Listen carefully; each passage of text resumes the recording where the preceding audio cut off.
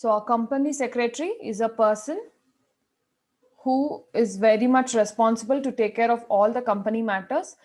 He's, he doesn't act only as a servant or an agent, but in practice it is a very interesting position in the company, where all administrative setup and compilation of law, implementation of law, everything has to be taken care by the company secretary. And we were learning few capacities and discharges, that is duties and responsibilities of company secretary. So he acts as an agent. Now here, company secretary will be, along with board of directors, always in touch with the management, and whatever the management requires to be done, that will be uh, you know carried out by company secretary, but it should be as per the rule, as per the company law. Anything that is against the rule, they will not be encouraging that, but something which is according to the rule, they will be okay to go up with. Then he acts as a registrar of a company. So registrar of a company is, company secretary is a person who has a check on what are the company matters that are going on, and is there any fraud that is happening, is there any implementation of law that is not happening, and in case are they doing any fraud transaction in the company, all that will be taken care or checked by company secretary. And moreover, if there are any registration of you know shares, sometimes, like how you register your rent agreement, similarly share certificate also can be registered. So those registration certificates, on those registration certificates, company secretary only has to sign. And there are few statements and forms that has to be submitted to the ROC, that is registrar of company. So such filing will be done by company secretary. So they are someone like an overall supervisor person who will make sure all the things are done on time, and they make sure that it is done in a proper way, not just haphazardly done, but it's done in a proper way. All the documentation, correspondence for that, everything has to be maintained perfectly, and that is the work of company secretary. It's a responsibility. Then he serves as the business executive. Now on behalf of the company, in few cases company secretary will be appointed to do the discussion, or they will be asked to do certain duties apart from their normal office work, that is maybe signing off a few documents and forms and submitting the documents, getting the company registered, and making sure every year they submit the required forms after every year. Apart from all that, they will also take care of lot of other things and managerial duties. Sometimes in place of director, uh, the company secretary can be sent. So that is also another important duty or the responsibility, where he will act as a business executive. Then he acts as an advisor. Now this is the major responsibility of the uh, company secretary, where they will be as an advisor. Now the management may not be expert in everything. Okay, they may not be expert in every thing. So what will happen is they will try to um, advise the management, and they will see that it is done in a proper way. Fine. So he is acting as an advisor for the management, not advisor for the employee, but advisor for the management. And moreover, it is, what do you say, it is more, the responsibility on company secretary is more on an advising side than any other thing, because the company, other people, the management will not be expert in the company law, but company secretary is an expert in all the sorts of law, not only company law, SEBI act, when it comes to sale of goods act, mercantile law, partnership act, they will be knowing in and out of all of this act. So they will be as the best advisor for the company. In case the company is going wrong in any place, the company secretary can immediately find out and say them, they'll have to compile with the law and correct themselves. So that is also an added advantage. Then he acts as a liaison officer. So he between the board of directors and shareholders, okay, between the shareholders and the general public, okay, between the staff and the management, so you can have few people. So he acts as a liaison officer, where he will try to communicate the words of the management and the staff. So sometimes few rules which has to be implemented in the organization, if it comes from a professional, then it makes much more impact rather than only management saying it, right? So in those cases, company secretary acts as a liaison officer. He is the middleman, where he will try and convince both the sides to get the things done. And he is the main liaison officer between the shareholders and board of directors, and shareholders and the general public on the other side. Why he's called as liaison officer? Because when it comes to annual general meeting or board meeting, statutory meeting, or any sort of meeting, the company secretary is the person who will organize the meeting, who will make sure the necessary documents are circulated to the shareholders. He is the one who will make sure that the shareholders know everything about the company, and board of directors also do their work properly. Okay, so since he is taking care of so many things there, so that is why he is called as liaison officer. So these are the first 5 points. So did you all understand the first 5 points? Any doubts until here? Understood, ma'am.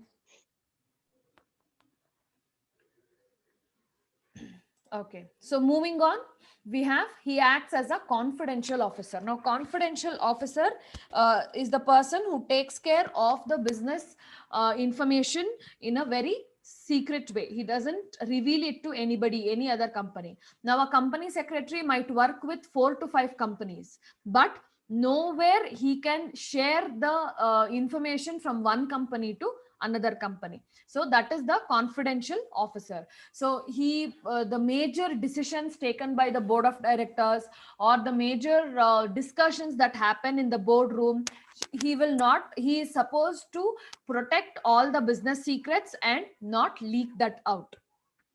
Okay, so that is why he's called as a confidential officer. Then he's also required to act as a public relations officer of the company and improve the image of the company in the minds of public. So this and the liaison officer is more or less the same. Here what will happen in the public relations officer is he's trying to he's trying to connect and get a good bond between one person, between the public, the shareholders and the management. See, no matter where you work or whatever it is, there will be certain clashes either with the superior or with the management. So that is because every person is different. It's not something right or it's not something wrong, but uh, it is quite known that every person is different. Every person will have their likes and way of working and doing things. So in that scenario, what will happen, they will also try to impose certain things on the staff. So company secretary acts as a public relations officer, and they will try to solve the issues between the people, and also company secretary will try to build the image. I mean, he's trying to increase the goodwill of the company in a indirect way. So that is the work of public relations officer. So these are few of the responsibilities of company secretary. Okay, now let us understand few more things about company secretary. Now coming to the definition as per the Company Secretary Act, this is very important. When they ask you to define company secretary, please define it as per Company Secretaries Act. Okay, so there is something called as Company Secretaries Act, and whoever does the course of CS, they will become a member under Company Secretaries Act. Okay, so let us see this definition. This is very, very important for us to understand. So a company secretary is a person who is a member of the Institute of Company Secretaries of India. Very simple. A company secretary means a person who is the member of Institute of Company Secretaries of India. So you all know ICSI. So ICSI is Institute of Company Secretaries of India. So who can become a member? The person who has completed the company secretary course can become the member of this ICSI. So a person who has completed the CS course and who has become the member of the ICSI, he will be called as a company secretary. Before they finish the course, they cannot call them as a company secretary, nor in your CA, they can call them as a chartered accountant. Okay, they are not still qualified, they are on the process. And this definition is given according to section 2 subsection I and clause C of the Companies Secretaries Act 1980. Okay, section 2 IC or 21C, you can call this as, it is the Company Secretaries Act. This is one definition. Another definition is according to Companies Act 1956. In section 2 subsection 45, you need not remember sections, but if you write the section, it is just an added advantage. So according to section 2 subsection 45 of Companies Act 1956, secretary means any individual possessing the prescribed qualification appointed to perform the duties which may be performed by the secretary under this act or any other ministerial and administrative duties. We already saw this definition according to the Companies Act, but this is the definition which is very important for you to understand, and it's very simple. That is, the company secretary means a person who is the member of the Institute of Company Secretaries of India. So this is the definition of company secretary. Now let us see a few of the qualification of a company secretary. Very simple qualification. He has to be he or she, anyway, anything. Whenever we say he, she is included. Okay. So he shall be a member of Institute of Company Secretaries of India, constituted under Company Secretaries Act 1980. The company secretary is merely an employee of the company. This you have to understand. The company secretary, though is a professional, the company secretary will become the employee of the company. Okay. So firstly, the qualification of a CS is to become the member of ICSI, which is constituted under Company Secretary CS Act 1980, and he is merely an employee. And there is a little more other qualification which you will have to consider for a company secretary. So let us see what are the other qualification. This can be a question because this chapter completely focuses on company secretary. So since the completely is concentrating on company secretary, you need to understand who is the person, how the person will do the work, and what are the important things that he has to keep in mind. We are going to see a lot of things like that. So here, qualities or other qualifications. So whenever they ask you what are the qualities of a company secretary, then you can write this as the answer. So firstly, knowledge of company law. This is the first and foremost thing, where company law, the bare act of company law should be in the fingertips of the company secretary. They have to have a complete detailed knowledge, knowing which section will be applicable in which place, which scenario, what we have to follow the rules, and how we have to interpret the law. Okay, now the one important thing is, we will all learn the law, but we will not know how to understand it. Now you would have learned preamble in the constitution, ICHR. Okay, what is the preamble? The preamble is the introduction part that is given for the constitution, where it will say that India is a sovereign country, where you will have freedom of speech, freedom of religion. Okay, we are very secular country. It has all the basic points, but how many understand the meaning of the words given in that preamble? Secular, socialistic. Okay, all that, what is the meaning of it? If you want to understand, you require either an advocate or a company secretary, right?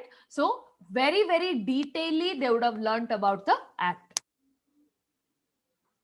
and he must have knowledge of rules of meeting. This is very important, because every company has to have board meeting 4 times a year. Board meeting has to happen 4 times a year. Annual general meeting has to happen once a year. At least once a year is important. Then they will have extraordinary general meeting whenever necessary. They can call class meeting for the different types of shares. So they are doing so many meetings. So they have to know all the rules of the meetings, how to organize the meeting, what is the procedure, everything the company secretary should know. Okay, so this is the first point, knowledge of company law. Then knowledge of mercantile laws. Now mercantile laws means small laws which are in force, which will help us to do the business smoothly. Those are mercantile laws. Now these mercantile laws have come up for the business sake only. The main purpose of these mercantile laws are the smooth running of the business. So let us see what are those type of mercantile laws. First one, you have Contract Act. You would have heard about this. Contract Act, Sale of Goods Act. Now in Contract Act, it will give us the provisions and rules about how one should prepare a contract. What are the scenarios? If someone does fraud in the contract, what will happen? If you are doing mistake in the contract, what is the effect? So it is going to give you all detailed provisions or detailed rules in the Contract Act. Similarly, Sale of Goods Act. If you're selling the goods, what you should follow, how you should sell, which goods, if at all somebody has left the goods without notice, how should you deal with that? Okay, so all that rules are given in Sale of Goods Act. Next, negotiable instrument. Now we all know what is negotiable instrument. Now for simple example, the check, the bank check. Now if the bank check bounces, what is the effect? There is certain rules under Negotiable Instrument Act. There are rules under RBI Act. RBI, I hope everybody knows about RBI. It's a Central Bank of India. So RBI will give rules about how banking activity should take place. So that also is been added. So Negotiable Instrument Act. When you do credit sale, credit purchases, how do you have to do it? What are the provisions, rules? Then MRTP Act. MRTP Act is nothing but Competition Act. Okay, here we are saying we are saying companies to grow together and have a healthy competition. Now even in that healthy competition, what are the rights of the companies when it comes to competition? What is the limit of the competition? Where all they can have competition? All that will be explained in the MRTP Act. Then Insurance Act. What is called as an insurance? Simply they cannot give one sheet of paper with money and say it's an insurance. What is an insurance? Why it is there? How it is working? Everything is explained in the Insurance Act. Now these are a few of the mercantile laws which will help us in understanding how to do the business. This is one part. Another part is the company will have lot of other people apart from only business. They will have employees. In employees, they will have shop floor employees who work with the machine. They will have people who only do the supervising. They will have people sitting in the AC room and doing the work. They'll have management. So for all of them, there are separate laws which is known as labor laws. Now company secretary is expected to know all of these labor laws. Now whenever you join a work, you will first ask, is there PF, is there ESI, right? So ESI is for the very less salary people. They are helping them to have the insurance. Okay, that is ESI part. Now, is there a PF? People will ask. That's a provident fund. Now, provident fund is where your part of salary is being invested into the government fund, where they will pay you some amount later. Okay. Now, a part of your salary and a part of amount from the company will be put into the PF. So that will be helpful for the employee on the later place. So that is labor laws. Then you will have Factories Act. Factories Act is where they do the manufacturing. Now suppose, say for example, cement factory. Now in cement factory, it's a chemical. Majorly what they use in cement is all chemical. Maybe that limestone and I'm not sure about the ingredients that is there. I forgot the answer of cement. So now in a cement factory, you will see people fully filled with the dust of cement. How, to what extent is it good for their health? Cement actually, if you inhale that powder part of the cement, it will go and it will get set in the lungs. Okay, it will become a sticky substance in the lungs, which can cause cancer and which can take away the life of a person. So what are the precautions one has to take before working? All that is mentioned in Factories Act. If you are part of if you're part of mining area, they keep these dynamites, right? Dynamites to break the stone. So how do you do it? There is a way of doing the keeping the dynamites and blasting the stone, blasting the granite, all that. There are a lot of new technologies also which has come. How do you use it? Where you have to use it? All that will be explained in the Factories Act. Then ESI Act, that is employee state insurance. So employee has to be given insurance part, uh, and which all companies is compulsory to have ESI. That also will be mentioned. Then mercantile law and patent and copyrights and trademark laws. Now this patent, copyright and trademark is a very major turnover when it comes to laws, because patent means if one has already come up with a product, he can patent the way the product is there. Okay, so that nobody else can copy that product instantly without the permission. And even if they copy, the person who has patent can go to the court of law and file a case against them. So there are so much in detail about these patents, copyrights and trademarks and everything. So company secretary should have the detailed knowledge about all of this. So the company secretary will become like a book bank, or he's one library there in the company, who will help and advise in every other aspects. Then knowledge of economics, banking and finance. They have to know about stock market, because they will be dealing with the shares. By issuing shares, what are the new concepts, how it has to be done, okay, and how the company will work, how the economy is working, because their economy is completely based on the supply and demand of the supply and demand that is prevailing in the country. So how are they going to do all that? How are they going to try and sustain or try and survive in the country's economy? Okay, they should not close their business and they have to be present. So that is economics. Then again, banking and finance. How are we going to deal with the money? How should we save the money? Which all places we have to save the money? How to raise the money? Through shares, through money market, short term, long term, all that we have to be very much aware of.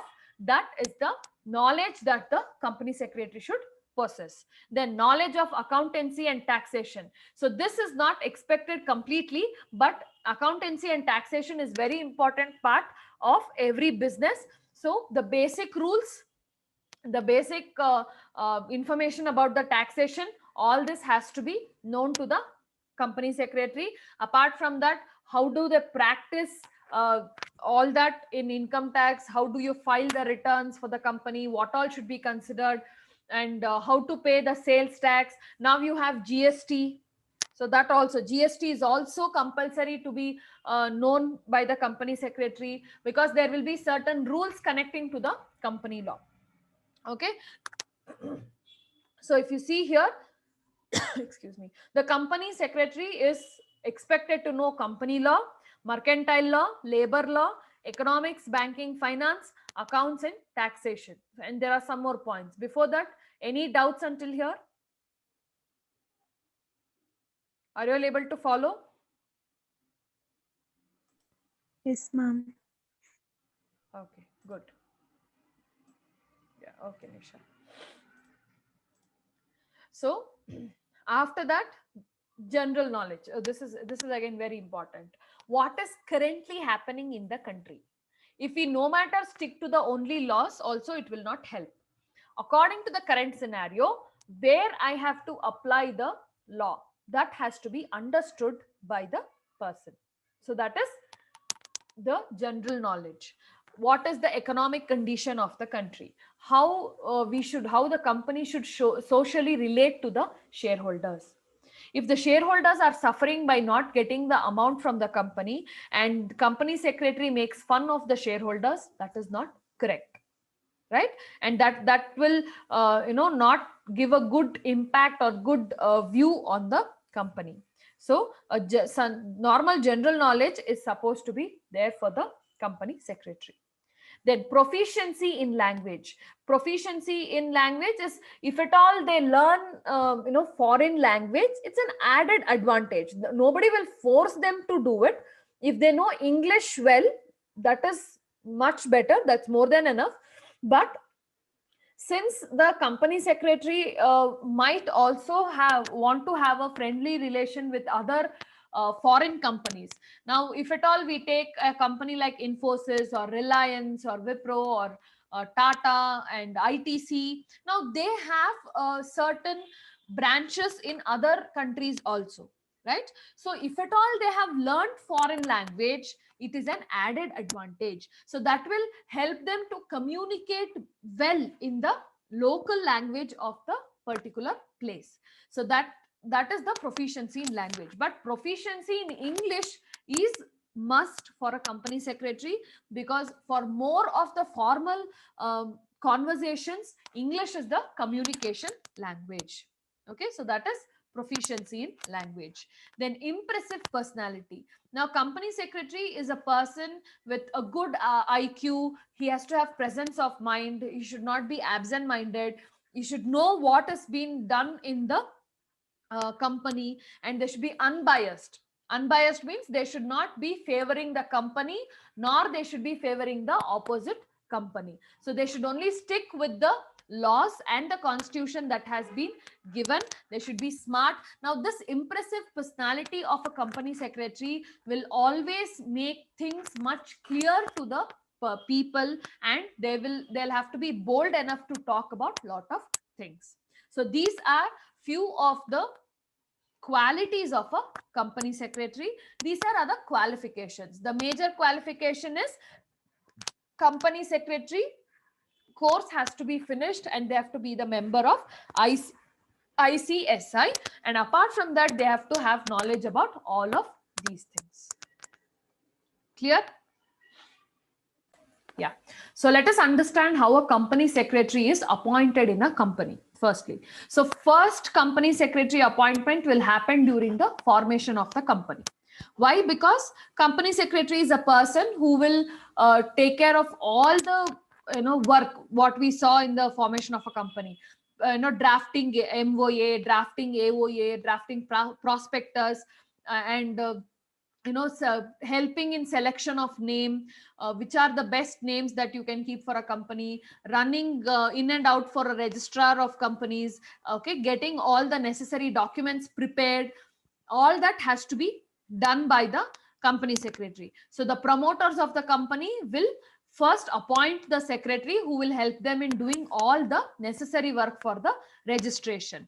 Okay, including arranging meetings. They will have to do some board meetings before they start the company. So at that point of time, they are called as pro term secretary or first secretary, because the company itself is not formed at that point of time.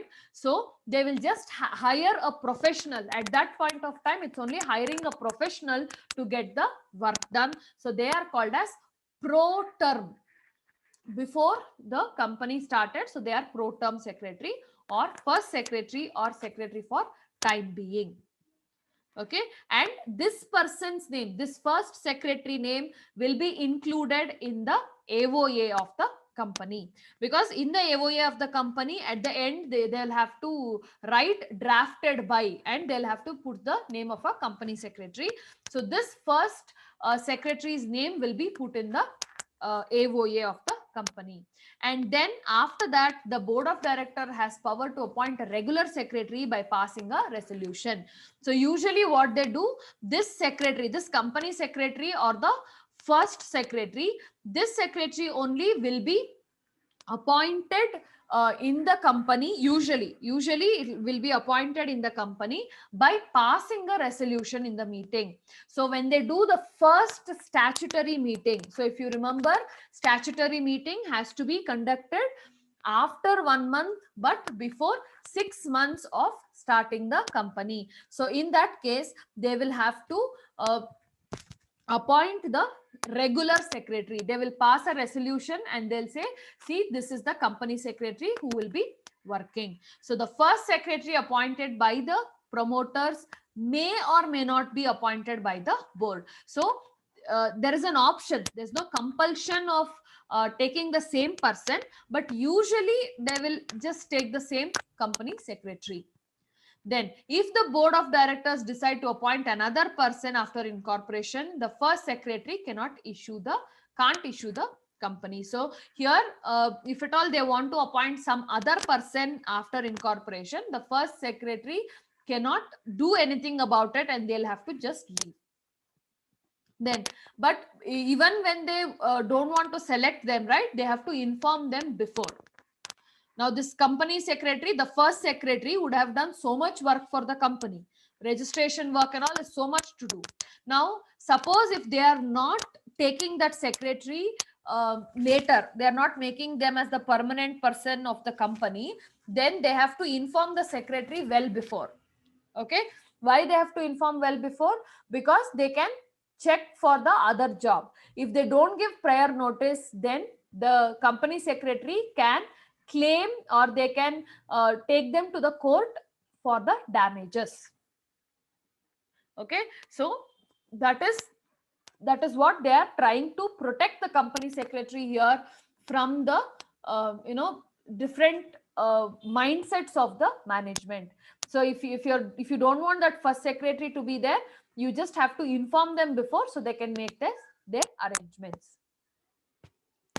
Okay, so that is the first secretary.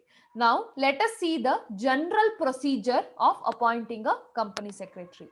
Okay, what is the general procedure? So the procedure to appointing company secretary, a resolution has to be passed, the board of directors meeting regarding the appointment of secretary on certain conditions and terms. So before doing annual general meeting, usually they will do the board of directors meeting. So in that board of directors meeting, they have to discuss about the company secretaries, who is the best, who they have to appoint. They'll have to shortlist everybody, and they have to check the terms and conditions, and they will pass a resolution in the board of directors meeting.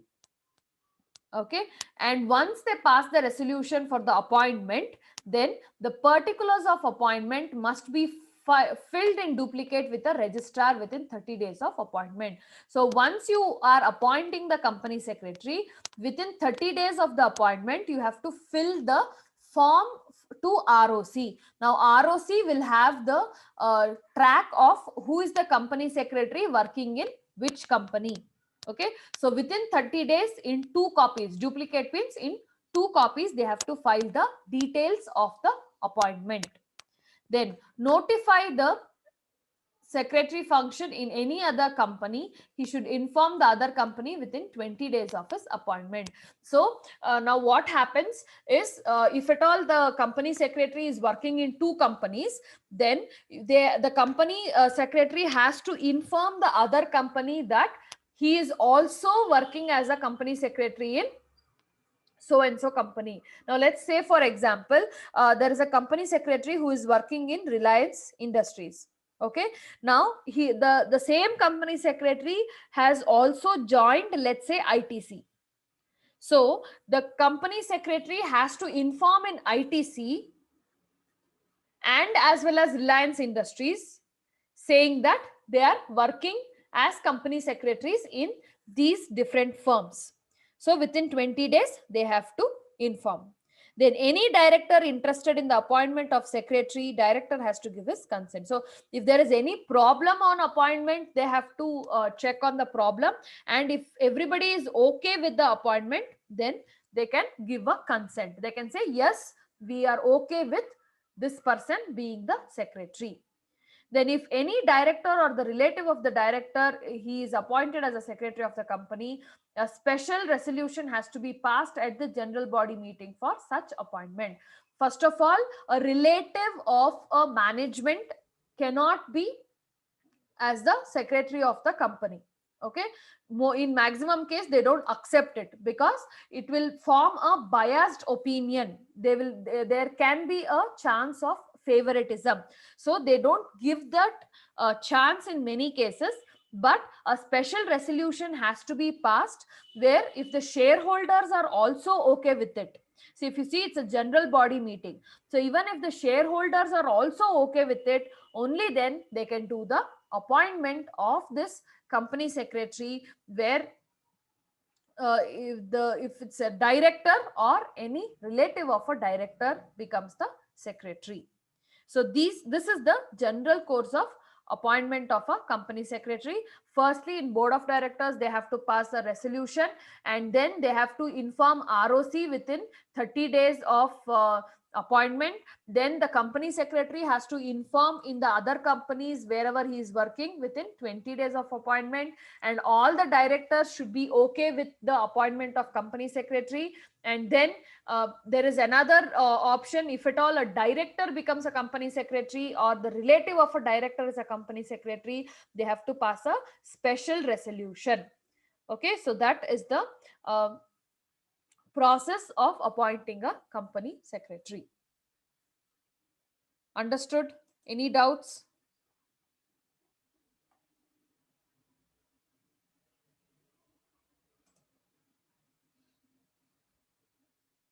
Everybody understood? Any doubts until here? Understood, ma'am. Okay, good. So we shall stop here for today. The rights and duties, we will do it in the next class. Okay. Thank you, students.